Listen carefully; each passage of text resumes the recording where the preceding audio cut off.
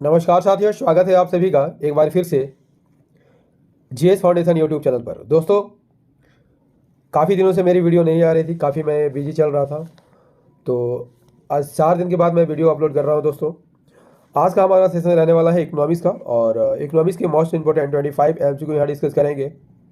इसके साथ आपको मिलेगा फुल एक्सप्लेनेशन, और एक्सप्लेनेशन भी आपकी परीक्षा की दृष्टि से दोस्तों काफ़ी महत्वपूर्ण रहने वाला है। किस एग्जाम के लिए ये सेशन महत्वपूर्ण रहेगा? SSC, railway, state PSC, CDS, NDA, UPSC, SI, PGT, या फिर आप किसी भी कॉम्पिटिटिव एग्जाम की तैयारी कर रहे हैं दोस्तों, ये सेशन काफ़ी महत्वपूर्ण रहने वाला है। तो फटाफट से इस सेशन को दोस्तों के साथ शेयर कर दीजिएगा, और यदि आप भी इस चैनल पर नए हैं तो चैनल को सब्सक्राइब कर लीजिएगा, बेल आइकन को प्रेस करना मत भूलिएगा, ठीक है। तो फटाफट से यहाँ पर इस सेशन को दोस्तों के साथ शेयर कर दीजिए। इसके बाद हम अपना स्टार्ट करेंगे प्रश्न को, ठीक है। तो फटाफट से यहाँ पर इस सेशन को दोस्तों के साथ शेयर कर दीजिए, है ना, फटाफट से। चलिए दोस्तों, सेशन की शुरुआत कर लेते हैं। पहला सवाल आपकी स्क्रीन पर कहता है, क्वेश्चन नंबर 1, आंसर कीजिएगा फटाफट यहाँ पर, ठीक है। बहुत कम समय में 25+ एमसीक्यू यहाँ डिस्कस करेंगे।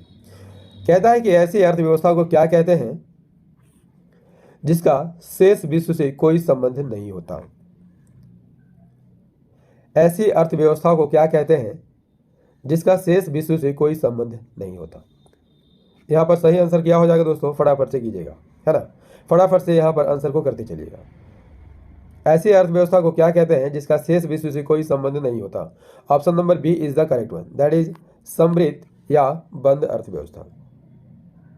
दोस्तों, बंद अर्थव्यवस्था क्या होती है? बंद अर्थव्यवस्था एक ऐसी अर्थव्यवस्था होती है दोस्तों जहां वस्तुओं और सेवाओं का आयात नहीं होता है और न ही निर्यात होता है। न आयात होता है और न ही निर्यात होता है, ठीक है। ऐसी अर्थव्यवस्था को क्या कहा जाता है दोस्तों? बंद अर्थव्यवस्था कहा जाता है। इसका अर्थ क्या हुआ?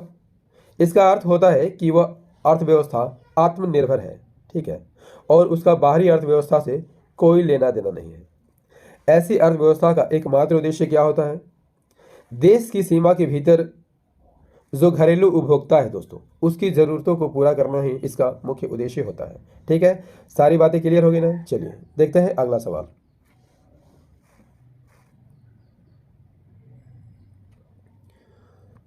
अगला सवाल क्वेश्चन नंबर 2 होगा, आंसर कीजिएगा जरा फटाफट से। कहता है कि अल्प विकसित अर्थव्यवस्था से तात्पर्य है निम्न प्रति व्यक्ति आय, पूंजी निर्माण की निम्न दर, निम्न निर्भरता आकृति, तृतीय क्षेत्र में विशाल कार्यबल। अल्प विकसित अर्थव्यवस्था से क्या तात्पर्य है? यहाँ पर सही आंसर हो जाएगा option number A is the correct one, that is option A 1 और 2, यानी निम्न प्रति व्यक्ति आय और पूंजी निर्माण की निम्न दर, ठीक है, अल्प विकसित अर्थव्यवस्था का उदाहरण है, ठीक है। दोस्तों, एक अल्प विकसित अर्थव्यवस्था क्या कहलाती है? एक अल्प विकसित अर्थव्यवस्था वह अर्थव्यवस्था होती है जिसमें आर्थिक विकास अपनी प्रारंभिक अवस्था में होती है, ठीक है। किस अवस्था में होती है? प्राइमरी अवस्था में होती है, ठीक है। अपनी जो विकास की अवस्था होती है कैसी होती है? प्रारंभिक अवस्था में होती है। और इस अर्थव्यवस्था में प्राकृतिक और मानव संसाधन की बहुलता होती है, लेकिन इस बहुलता के बावजूद भी आर्थिक वृद्धि, ठीक है, इकोनॉमिक जो वृद्धि होती है दोस्तों नगण्य होती है, ठीक है। एक अल्प विकसित अर्थव्यवस्था में आर्थिक वृद्धि मानव संसाधनों की बहुलता के बाद भी काफ़ी कम होता है, ठीक है। चलिए देखते हैं अगला सवाल, क्वेश्चन नंबर 3, आंसर कीजिएगा जरा।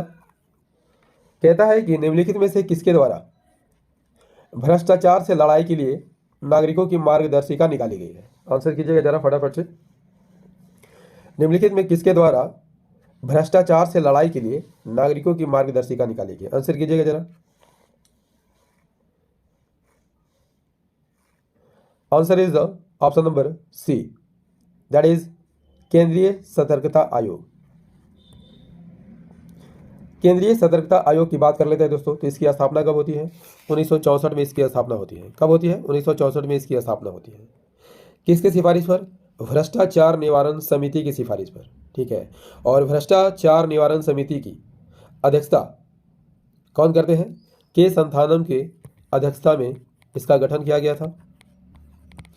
सतर्कता के क्षेत्र में केंद्रीय सरकारी एजेंसी को सहायता और मार्गदर्शन करने के लिए इसकी स्थापना हुई थी। किसकी? केंद्रीय सतर्कता आयोग की। ठीक है, बढ़ते हैं नेक्स्ट सवाल की ओर और देखते हैं कि हमारा अगला प्रश्न क्या कहता है। क्वेश्चन नंबर 4, आंसर कीजिएगा जरा। क्वेश्चन नंबर 4, निष्पादन बजट शब्द किसने गढ़ा था? निष्पादन बजट शब्द किसके द्वारा गढ़ा गया था? आंसर कीजिएगा जरा। निष्पादन बजट शब्द किसके द्वारा गढ़ा गया था? Option number D is the correct one. That is America का पहला हूबर कमीशन के द्वारा निष्पादन बजट गढ़ा गया था। ठीक है दोस्तों, यदि आपसे पूछ लिया जाए निष्पादन बजट का सबसे पहले प्रयोग कब किया गया था? कब किया गया था दोस्तों? 1949 में किया गया था। कब किया गया था? 1949 में किया गया था। किस देश में किया गया था? यूएसए, संयुक्त राज्य अमेरिका में किया गया था। क्लियर? किसके द्वारा? ह्यूमन कमीशन के द्वारा। इसका लक्ष्य क्या होता है दोस्तों? निष्पादन बजट में क्या होता है? लक्ष्य निर्धारण किया जाता है और इस लक्ष्य को प्राप्त करने के लिए कार्यक्रमों का सहारा लिया जाता है। ठीक है, कार्यक्रमों का सहारा लिया जाता है। बढ़ते हैं नेक्स्ट सवाल की ओर। क्वेश्चन नंबर 5, आंसर कीजिएगा जरा। सबसे ज्यादा राजस्व की प्राप्ति होती है बिक्री कर से, उत्पाद शुल्क से, प्रत्यक्ष कर से, इनमें से कोई नहीं। सही आंसर क्या हो जाएगा दोस्तों? फटाफट से कीजिएगा। सबसे ज्यादा राजस्व की प्राप्ति किससे होती है? आंसर कीजिएगा जरा। सबसे ज्यादा राजस्व की प्राप्ति किससे होती है? Answer is the option number B is the correct answer. That is उत्पाद शुल्क से। उत्पाद शुल्क किन वस्तुओं पर लगाया जाता है? उन वस्तुओं पर लगाया जाता है जो देश के भीतर पैदा किया जाता है। ठीक है, जो देश के भीतर पैदा किया जाता है और इस टैक्स से सरकार को सबसे ज्यादा राजस्व की प्राप्ति होती है। क्लियर? नेक्स्ट सवाल कर लेते हैं दोस्तों। अगला सवाल है क्वेश्चन नंबर 6, संपदा कर भारत में पहली बार किस वर्ष लागू किया गया था? संपदा कर भारत में पहली बार किस वर्ष लागू किया गया था? आंसर कीजिएगा जरा। संपदा कर भारत में पहली बार किस वर्ष लागू किया गया था? Answer is the option B, that is 1957 में। ठीक है, संपदा कर किसे कहा जाता है? वह कर जो अचल संपत्ति के स्वामियों पर लगाया जाता है। ठीक है, वह कर जो अचल संपत्ति के स्वामी पर लगाया जाता है क्या कहलाता है? संपत्ति कर या संपदा कर कहलाता है। यह कर किस किस पर लगाया जाता है? घर पर लगाया जाता है, मकान पर लगाया जाता है, दुकान पर लगाया जाता है और भवनों पर लगाया जाता है। किसके द्वारा लगाया जाता है? नगर निगम या नगर पालिका के द्वारा। ठीक है, नगर निगम या नगर पालिका के द्वारा लगाया जाता है। Next question is question number 7। क्या कहता है दोस्तों? भूमि विकास बैंक का कौन सा कार्य सत्य है? दीर्घकालीन ऋण कृषकों को उपलब्ध कराना, अल्पकालीन ऋण कृषकों को उपलब्ध कराना, बड़े उद्योगों के लिए ऋण उपलब्ध कराना, लघु उद्योगों के लिए ऋण उपलब्ध कराना। आंसर कीजिएगा जरा। भूमि विकास बैंक का कौन सा कार्य सत्य है? यहाँ पर सही आंसर हो जाएगा option number A is the correct one. That is दीर्घकालीन ऋण कृषकों को उपलब्ध कराना भूमि विकास बैंक का कार्य है। ठीक है, भूमि विकास बैंक क्या है दोस्तों? ऐसे संस्थाएं होती हैं, भूमि विकास बैंक ऐसी संस्थाएं हैं जो भूमि को गिरवी रखकर लॉन्ग टर्म के लिए किसानों को क्या देती है? लोन देती है। किसानों को क्या देती है? लोन देती है, लंबे टर्म के लिए। ठीक है, दीर्घकालीन ऋण प्रदान करती है और इस प्रकार के बैंक को क्या कहा जाता है? भूमि बंधक बैंक या भूमि विकास बैंक कहा जाता है। इसमें किसान क्या करते हैं? भूमि खरीदने के लिए ऋण लेते हैं, भूमि पर अस्थायी सुधार के लिए ऋण लेते हैं और पुराने ऋणों का भुगतान करने के लिए भी यहाँ पर किसान जो है लॉन्ग टर्म के लिए लोन ले सकते हैं। क्लियर? अगला सवाल कर लेते हैं दोस्तों। अगले सवाल का आंसर कीजिए क्वेश्चन नंबर 8।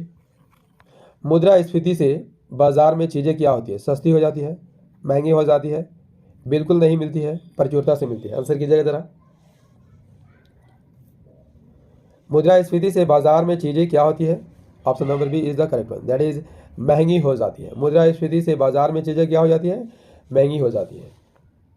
मुद्रास्फीति किसे कहा जाता है दोस्तों?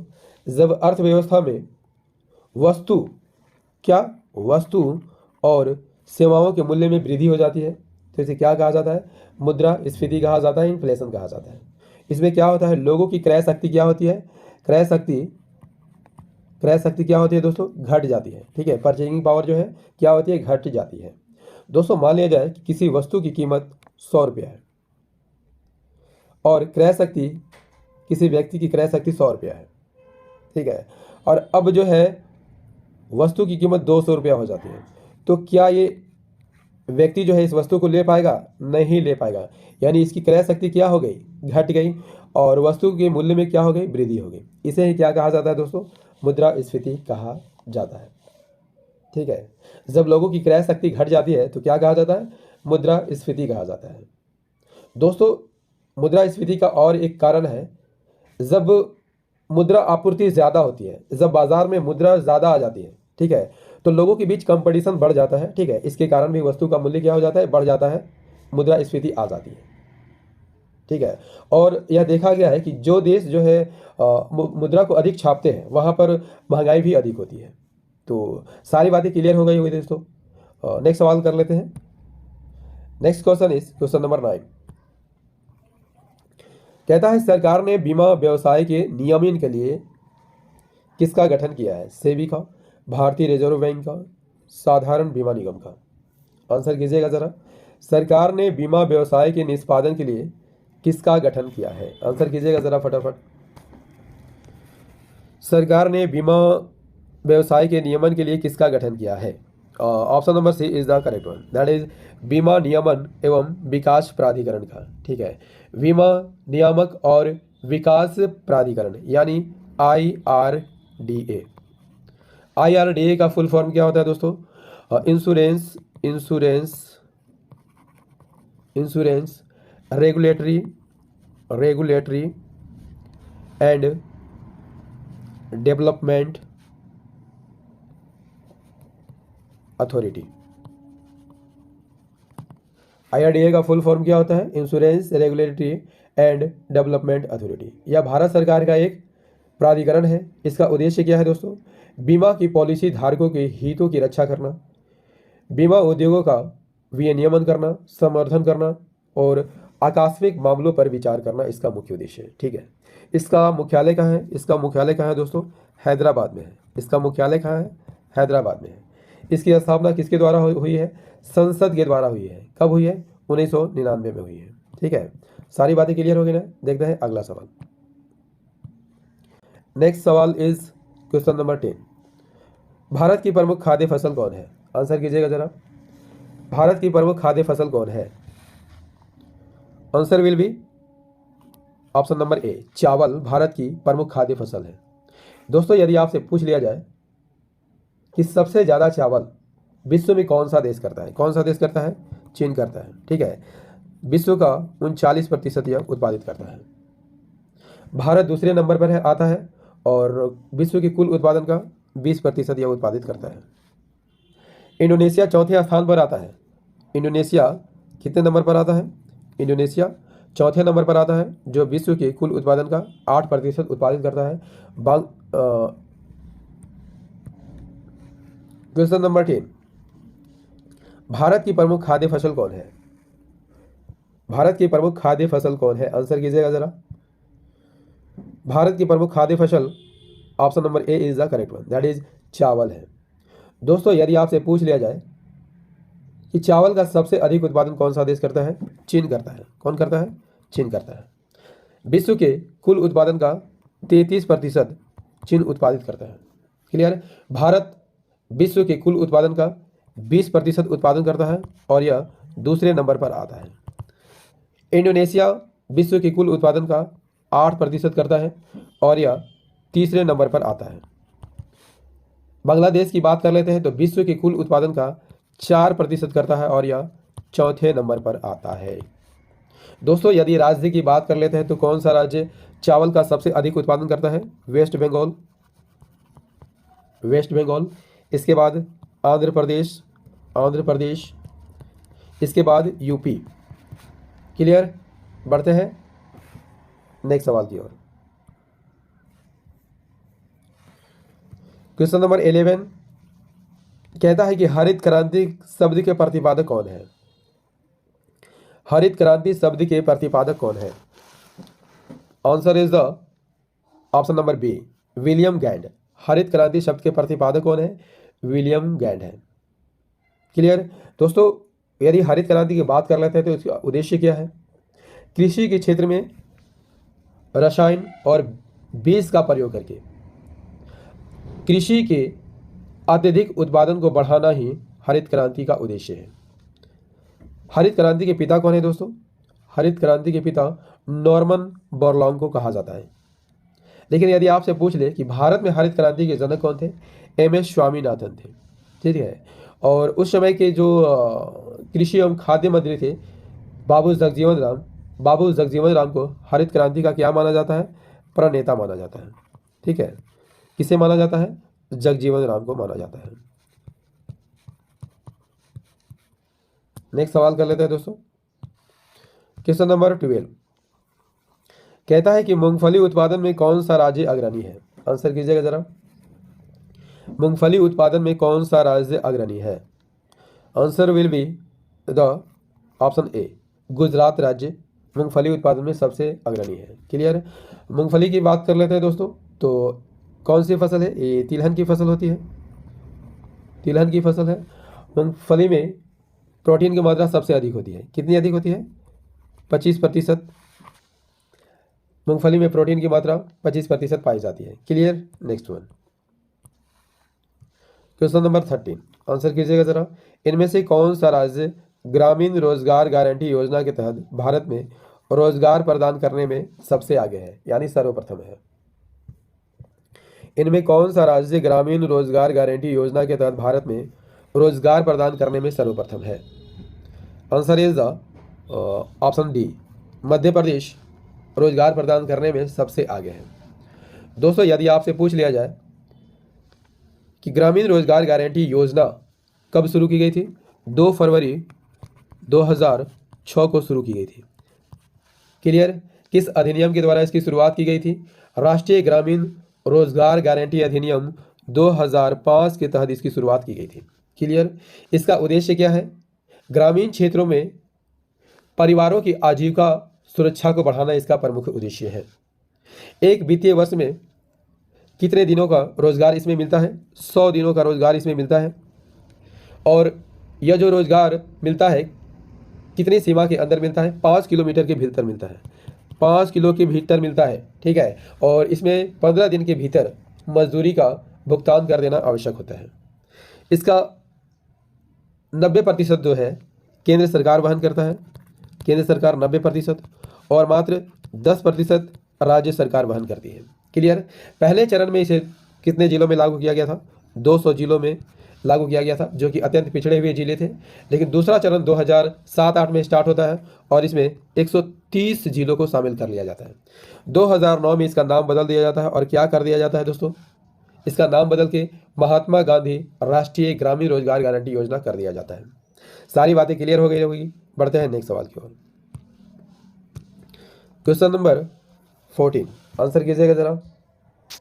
क्वेश्चन नंबर 14 क्या कहता है? निम्नलिखित किस योजना के लिए भारत सरकार किसी प्रकार की वित्तीय सहायता प्रत्यक्ष रूप से प्रदान नहीं करती है?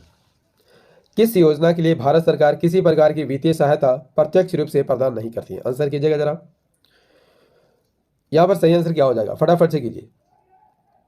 किस योजना के लिए भारत सरकार किसी प्रकार की वित्तीय सहायता प्रत्यक्ष रूप से प्रदान नहीं करती है? Option number D is the correct one, that is जीवन साथी योजना। दोस्तों, जीवन साथी योजना की बात कर लेते हैं। जो LIC की एक पॉलिसी है। ठीक है। किसकी पॉलिसी है? LIC की एक पॉलिसी है। इसमें पति और पत्नी दोनों के लिए पॉलिसी अवधि में मृत्यु का लाभ मिलता है। ठीक है। लेकिन इसमें मैच्योरिटी लाभ भी दिया जाता है। Clear. Next question. Next question is question number 15 answer कीजिएगा जरा फटाफट से। प्रच्छन्न बेरोजगारी का सामान्यतः अर्थ होता है कि लोग बड़ी संख्या में बेरोजगार रहते हैं, वैकल्पिक रोजगार उपलब्ध नहीं है, श्रमिक की उत्पादकता शून्य होती है, श्रमिकों की उत्पादकता नीचे होती है। आंसर कीजिएगा जरा। प्रच्छन्न बेरोजगारी का सामान्यतः अर्थ क्या होता है? Option number option number C is the correct one. That is, इसमें श्रमिक की सीमांत उत्पादकता क्या होती है? शून्य होती है। क्लियर। प्रच्छन्न बेरोजगारी उस बेरोजगारी को कहा जाता है जिसमें लोगों की उत्पादकता कैसी होती है? शून्य रहती है। ठीक है, यानी कि इन व्यक्ति को यदि काम से भी हटा लिया जाए तो उत्पादन पर क्या प्रभाव पड़ेगा? कोई प्रभाव नहीं पड़ेगा। और ऐसी बेरोजगारी कहाँ देखने को मिलती है दोस्तों? विकासशील देशों में। ठीक है, ऐसी बेरोजगारी कहाँ देखने को मिलेगी आपको? विकासशील देशों में। अगला सवाल का आंसर कीजिए, क्वेश्चन नंबर 16। भारत में बहुराष्ट्रीय कंपनियों को प्रोत्साहन देना या बढ़ावा देना क्या कहलाता है? निजीकरण नीति को बढ़ावा देना, वैश्वीकरण नीति को बढ़ावा देना, उदारीकरण नीति को बढ़ावा देना, या उपरोक्त सभी नीतियों को बढ़ावा देना? आंसर कीजिएगा जरा। भारत में बहुराष्ट्रीय कंपनियों को प्रोत्साहन देना किसका बढ़ावा देना है? Option number D is the correct one. That is, उपरोक्त सभी नीतियों का बढ़ावा देना बहुराष्ट्रीय कंपनियों को उद्देश्य है। क्लियर। बहुराष्ट्रीय कंपनियां क्या होते हैं दोस्तों? वे कंपनियां होते हैं जो अपने देश के अलावे एक से अधिक देशों में वस्तुओं और सेवाओं का व्यापार करते हैं। क्लियर। ऐसी कंपनियों के विभिन्न देशों में क्या होते हैं? ऑफिसेज होते हैं, लेकिन एक केंद्रीकृत प्रधान कार्यालय होता है। क्लियर। नेक्स्ट सवाल कर लेते हैं, क्वेश्चन नंबर 17। आंसर कीजिएगा जरा। भारत में सबसे बड़ी तेल शोधन कारखाना कहाँ स्थित है? भारत में सबसे बड़ी तेल शोधन कारखाना कहाँ स्थित है? आंसर कीजिएगा जरा फटाफट से। भारत में सबसे बड़ी तेल शोधन कारखाना कहाँ स्थित है? Option number B is the correct one. That is, Jamnagar में स्थित है। जामनगर की बात कर लेते हैं तो किस राज्य में है? गुजरात में स्थित है। कहाँ है? गुजरात में। और यह गैर सरकारी संगठन का तेल शोधन कारखाना है। इसके मालिक कौन है? रिलायंस इंडस्ट्री इसके मालिक है। कौन है? रिलायंस इंडस्ट्री इसके मालिक है। ठीक है, और कुल क्षमता के अनुसार दुनिया का सबसे बड़ा तेल शोधन कारखाना यह है। यदि आपसे पूछ ले दोस्तों कि यह कितने एकड़ में फैला हुआ है? 7500 एकड़ में फैला हुआ है। 7500 एकड़ में यह फैला हुआ है। अगला सवाल, क्वेश्चन नंबर 18 क्या कहता है दोस्तों? क्वेश्चन नंबर 18 क्या कहता है? अब पैकेजिंग या संवेष्टन की महत्ता बढ़ गई है क्योंकि यह उत्पादों को सुरक्षा प्रदान करता है, यह उत्पादों को आकर्षक बनाता है, यह उत्पादों की विश्वसनीयता को बढ़ाता है। उपयुक्त सभी, यहाँ पर सही आंसर हो जाएगा option number D is the correct one. उपयुक्त सभी प्रदान करता है, यानी उत्पादों को सुरक्षा प्रदान करता है, उत्पादों को आकर्षक बनाता है और उत्पादों की विश्वसनीयता को क्या करता है? बढ़ाता है। ठीक है, संवेष्टन या पैकेजिंग क्या करता है? उत्पादन को वितरण, भंडारण, बिक्री और खपत करने के लिए बंद करने या सुरक्षित करने का क्या है? विज्ञान है। क्या है? विज्ञान है, कला है और प्रौद्योगिकी है। पैकेजिंग डब्बों के डिज़ाइन को बताता है, उसके उत्पादन कितने सुरक्षित है इसको दिखाता है। Clear. Next question is question number 19। Answer कीजिएगा जरा। कहता है कि भारत के किस राज्य को चीनी का कटोरा कहा जाता है? भारत के किस राज्य को चीनी का कटोरा कहा जाता है? आंसर कीजिएगा जरा फटाफट से। भारत के किस राज्य को चीनी का कटोरा कहा जाता है? Option number A is the correct one. That is, Uttar Pradesh को कहा जाता है। दोस्तों यदि आपसे पूछ लिया जाए कि विश्व का चीनी का कटोरा कौन कहलाता है? क्यूबा को कहा जाता है। किसे कहा जाता है? क्यूबा को विश्व की चीनी का कटोरा कहा जाता है, जो गन्ने का सबसे बड़ा उत्पादक है। यहाँ पर विश्व के कुल उत्पादन का कितना प्रतिशत उत्पादित होता है? 39%। क्लियर। भारत की बात कर लेते हैं दोस्तों, तो भारत में गन्ने का सबसे बड़ा उत्पादक राज्य कौन है? उत्तर प्रदेश है, और इसके 21 लाख हेक्टेयर क्षेत्र पर गन्ने की खेती होती है। ठीक है, अगला सवाल कर लेते हैं, क्वेश्चन नंबर 20। आंसर कीजिएगा जरा। केंद्रीय जल विद्युत शोध केंद्र कहाँ स्थित है? केंद्रीय जल विद्युत शोध केंद्र कहाँ स्थित है? Option number A is the correct one. That is, Khadakwasla में स्थित है। कहाँ स्थित है? खड़कवासला में स्थित है। दोस्तों central water power research station कहाँ स्थित है? खड़कवासला में स्थित है, और खड़कवासला कहाँ पर है? पुणे में है। क्लियर। यह केंद्रीय जल और विद्युत अनुसंधान स्टेशन जल संसाधन संघ का एक हिस्सा है, ठीक है। और यह हाइड्रोलिक्स और संबंध अनुसंधान के क्षेत्र में दुनिया की अग्रणी संगठन में इसका नाम आता है। केंद्रीय जल आयोग जल संसाधन आयोग के क्षेत्र में भारत का एक प्रमुख तकनीकी संगठन है और यह किस मंत्रालय के अंतर्गत आता है दोस्तों? जल शक्ति मंत्रालय के अंतर्गत आता है। किसके अंतर्गत आता है? जल शक्ति मंत्रालय के अंतर्गत आता है। क्लियर? अगला सवाल, क्वेश्चन नंबर 21 क्या कहता है? बंबई हाई किसे संदर्भित करता है? अपतट तेल क्षेत्र को, अपतट गैस क्षेत्र को, तटवर्ती तेल क्षेत्र को, तटवर्ती गैस क्षेत्र को? आंसर कीजिएगा जरा। बंबई हाई किसे संदर्भित करता है? Option number A is the correct one, that is अपतट तेल क्षेत्र को संदर्भित करता है। बंबई हाई की बात कर लेते हैं दोस्तों, तो यहां पेट्रोलियम का भंडार है। किसके द्वारा नियंत्रित किया जाता है? ओएनजीसी के द्वारा नियंत्रित किया जाता है। Oil and natural gas corporation के द्वारा इसका नियंत्रण है, ठीक है। इसकी खोज कब की गई थी? 1965 में इसकी खोज की गई थी। किसके द्वारा? एक भारतीय अन्वेषण दल द्वारा इसकी खोज की गई थी। नेक्स्ट सवाल कर लेते हैं, क्वेश्चन नंबर 22। दोस्तों सेशन कैसा लग रहा है कमेंट करके जरूर बताइएगा। यदि सेशन पसंद आ रहा हो तो इसे लाइक कर दीजिएगा, दोस्तों के साथ शेयर कर दीजिएगा, और यदि आप भी इस चैनल पर नए हैं तो चैनल को सब्सक्राइब कर लीजिएगा, बेल आइकन को जरूर प्रेस कर लीजिएगा, ठीक है। आंसर कीजिएगा क्वेश्चन नंबर 22 का, कोंकण रेलवे रेल मार्ग किसे नहीं जोड़ता है? कोंकण रेलवे मार्ग किसे नहीं जोड़ता है? Option number A is the correct one, that is Belgaum को नहीं जोड़ता है। दोस्तों कोंकण रेलवे की बात कर लेते हैं तो यह भारतीय रेलवे की एक आनुषंगिक कंपनी है जो कोंकण के तटीय क्षेत्रों के लिए, ठीक है, किसके लिए? तटीय क्षेत्रों के लिए रेलवे का परिचालन करती है। इसकी स्थापना कब होती है? 26 जनवरी 1998 को इसकी स्थापना होती है। 26 जनवरी 1998 को इसकी स्थापना होती है। इसकी लंबाई कितनी है? 760 किलोमीटर इसकी लंबाई है। Clear? Next one, next question is question number 23। Answer कीजिएगा जरा। कहता है कि जवाहरलाल नेहरू बंदरगाह कहाँ स्थित है? जवाहरलाल नेहरू बंदरगाह कहाँ स्थित है? Option number A is the correct one, that is Mumbai में स्थित है। जवाहरलाल नेहरू बंदरगाह को अन्य किस नाम से जाना जाता है दोस्तों? नहावा सेवा बंदरगाह के नाम से भी जाना जाता है। नहावा सेवा बंदरगाह के नाम से भी इसे जाना जाता है। कहाँ पर स्थित है? अरब सागर के तट पर स्थित है, मुंबई के दक्षिण में स्थित है। किस लिए बनाया गया है? मुंबई बंदरगाह के यातायात के दबाव को कम करने के लिए इसका निर्माण किया गया है, और यहाँ मुख्य रूप से मालवाहक जहाज़ों का आवागमन होता है। किसका आवागमन होता है? मालवाहक जहाज़ों का यहाँ पर आवागमन होता है। यह भारत का सबसे बड़ा कंटेनर बंदरगाह है। क्लियर? यह भारत का सबसे बड़ा कंटेनर बंदरगाह है। Next question is question number 24। कहता है कि विश्व में भारतीय रेलवे नेटवर्क की स्थिति क्या है? दूसरी, तीसरी, चौथी, पांचवी? विश्व में भारतीय रेलवे नेटवर्क की स्थिति क्या है? आंसर कीजिएगा जरा। विश्व में भारतीय रेलवे नेटवर्क की स्थिति क्या है? Option number C is the correct one, that is चौथी।